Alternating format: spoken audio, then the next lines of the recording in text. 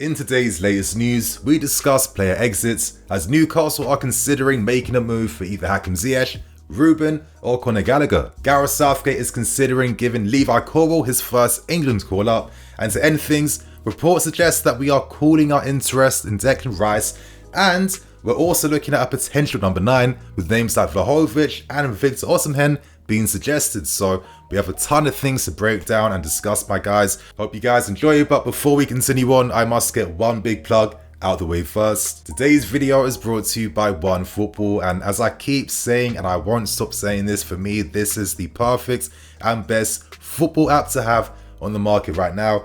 And during times like January windows or international tournaments, this is the app you need to have to stay up to date to all the latest news, stats and info around all of this. So for example, one thing I like about OneFootball is that I constantly read lots of interesting articles that are being published from across Europe. As you guys can see on screen right now, as we're seeing, Arsenal are now the favourites to sign Declan Rice, and one of these articles that looks really interesting: 6 times we've hijacked players from other Prem clubs. So how can I not click on this, you guys? Of course, Mudryk being a famous example, but players like Robin, who we signed from Man United, Mikel, players such as, I think, Malouda as well too, and of course the famous one being Willian from Spurs. So as I keep stressing you guys, you will find something that you find convenient on this app. Try it out for yourselves. If you don't have it, you'll find a link below in the description. So right now, let's break down the first story and let's discuss Newcastle interest in 3 Chelsea players. They are Ziyech, Conor Gallagher and Ruben, and I guess it's only natural knowing the fact that Bruno Guimaraes is currently getting scanned for his injuries, so Newcastle can find out the full extent of how long he will be out for.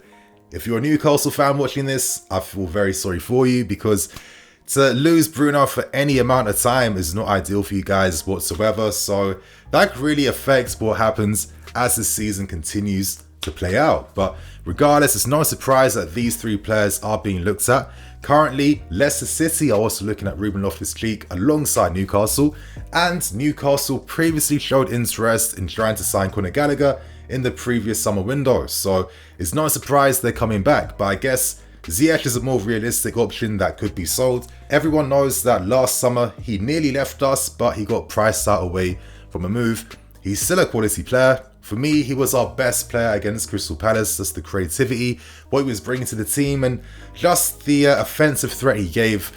That's what Ziyech can do, but I just don't think that he suits us anymore with the new direction we are currently trying to move into. Would he want to go to Newcastle?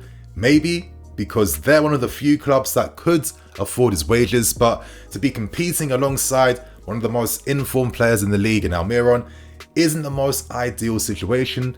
But who knows, maybe Almiron could also be played in a midfield 3. Regardless though, reports do state that Potter prefers to keep both Ruben and Conor Gallagher due to the fact that we are quite short in midfield, which does make logical sense. But one reality of this window in particular is that we must sell at least 2 players before this month ends, and that's because currently we must cut at least 2 non-homegrown players from the squad now that new arrivals like Mudryk and Felix have replaced them, to meet those correct quotas for Champions League squads. So right now, I would have guessed that would have been Ziyech and Pulisic, but Pulisic is now injured and no club will sign him at this point in time. So I'd be curious to know, you guys let me know in the comment section, who could be the other non-homegrown player that may be sold in this window. Regardless though, I feel that maybe Ziyech makes more sense to sell. Of course, I don't want to see Ruben go, but I mean, you guys already knew I was going to say that. Let's keep things real. Nini, of course we get it. You want to be in Ruben Loftus-Cheek's.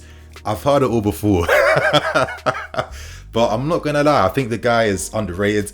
And for me, the fact that he's kind of evolved to be like this auxiliary squad player that can play in multiple positions, that can actually add something to positions he's playing in, like defensive mids, like wing back, where he played great games versus Southampton, Real Madrid, and of course, he can still excel playing in a midfield 3 if he gets those opportunities. But money does talk, and I'm not going to stand here and pretend that I wouldn't take sacrifices for the greater goods. I understand how this game works.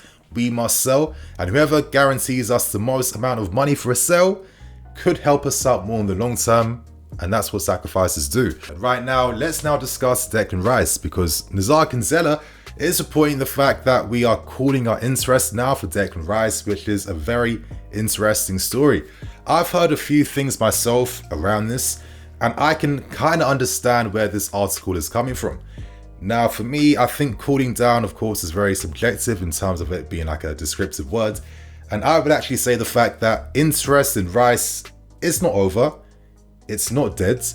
It's just the fact that we are really fully deciding who to prioritize in terms of the most important midfield player to sign. Of course, Enzo I would probably say is the number one, followed by Moises Caicedo because Graham Potter is a massive fan of him, as well as Paul Winstonley.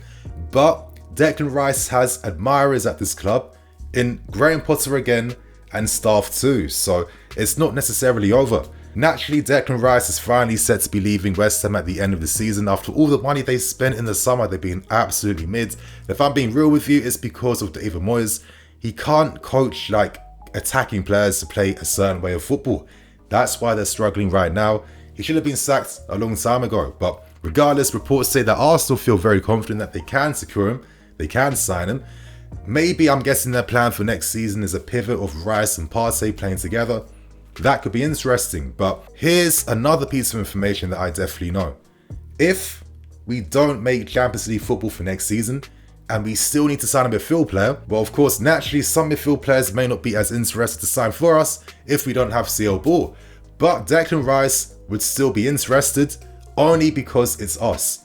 If this was any other club, he would not want to sign for them, but because it's us, he would take that. So this is where cooling down does make more sense, because it's really, for me, it's more about assessing the situation, knowing who you can sign, who you can't sign, waiting to get like final clarity and confirmation from interest in Enzo Fernandez's and Moises Caicedo's, etc, etc. So really, the interest in Rice, it's not over. We're still looking at him, and we could turn to him if options for Moises and Enzo obviously fall through. Even though West Ham have been really poor this season, naturally Rice has been the leading light for their team.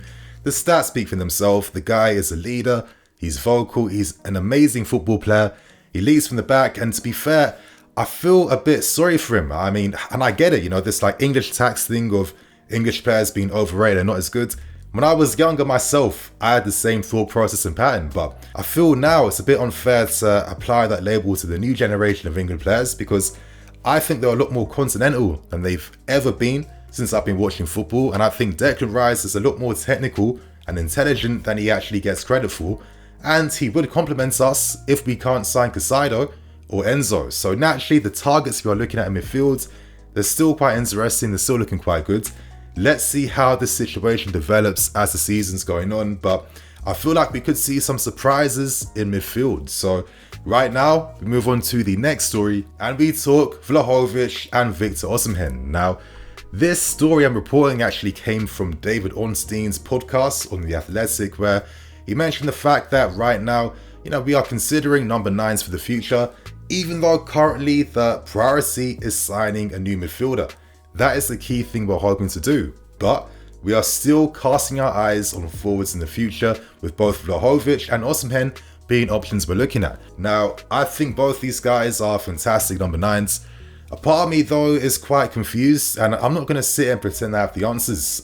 For this story in particular, I'm a bit stooped. I kind of thought the plan was to have like a strikerless team where you're spreading the goals out between different positions, because guys like Felix, Mudryk and Kunku, Kai, they get you at least 10 goals minimum per season, and that adds up. And I think, as we're all seeing Man City currently, Haaland is breaking records, he's scoring goals for fun, but at the same time, do they look as dangerous and potent now that they're focusing on Haaland getting the goals instead of spreading the goals out throughout the team? I'm not too sure. I mean, against us, for example, Haaland was absolutely quiet.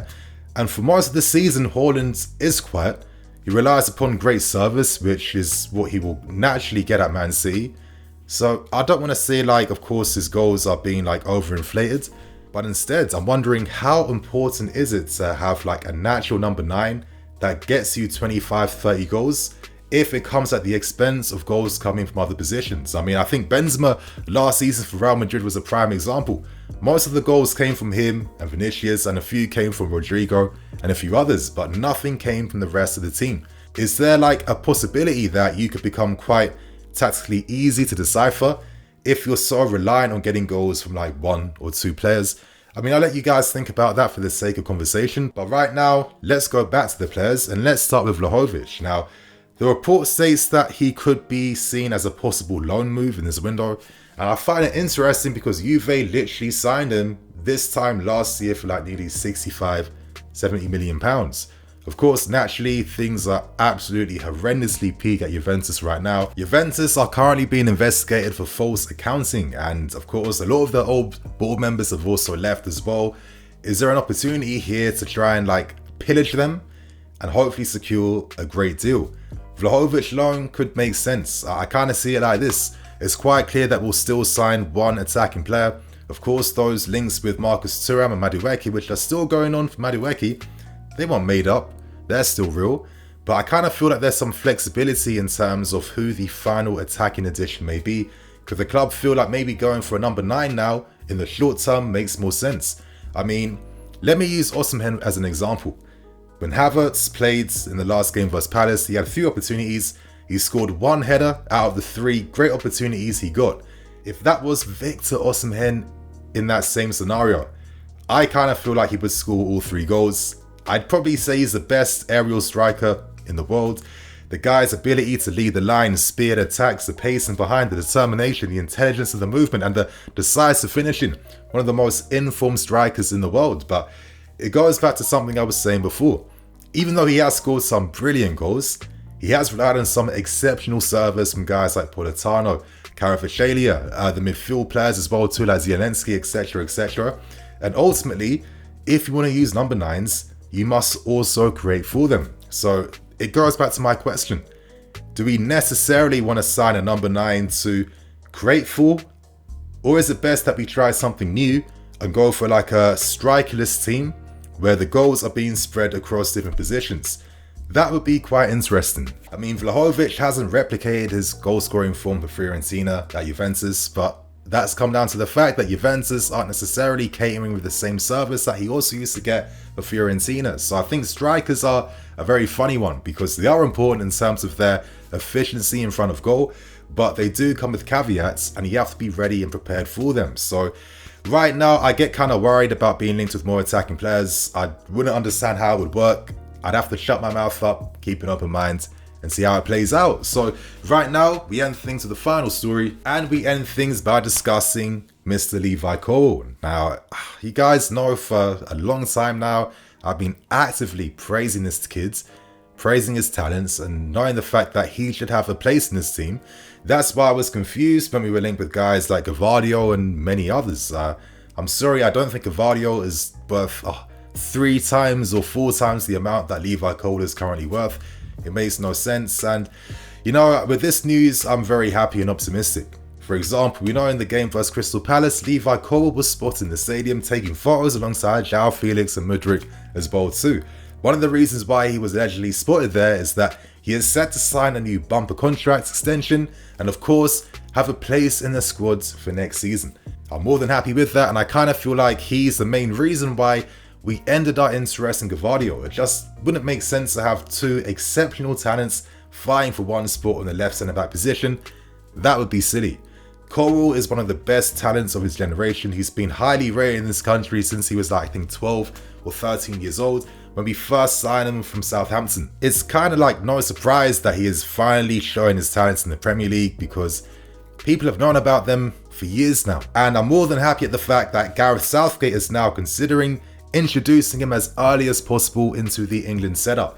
For me, it's always been this year. I feel like one thing that really weakens England tactically is the fact that you can't really push the defensive line further up the field. Harry Maguire, even though he's good on the ball, physicality wise, you can't leave him in spaces. You must have protection alongside him. That's why certain fullbacks play alongside Harry, of course, to maintain a back four, maintain discipline. But I think that can affect the attack, but sometimes the wingers need to have a fullback really supporting them and creating those overlaps. If you introduce Levi Colwill and the new generation of England defenders that have that pace, that have that composure on the ball, that allow you to play higher up the fields, this is how we can be a stronger unit tactically. And I really think Levi Colwill will be the guy to just cement himself in the England team, literally for the next decades. He is that good. Everyone's seen it now that he's finally broken into the Brighton team, and obviously I'm more than excited to watch this guy come back next season and join the squad. So you guys, that's all the stories today. Please share your thoughts and opinions, and on that note, I'm in EFC, this is BlueLionsTV. I'll catch you guys later with some more videos. Cool.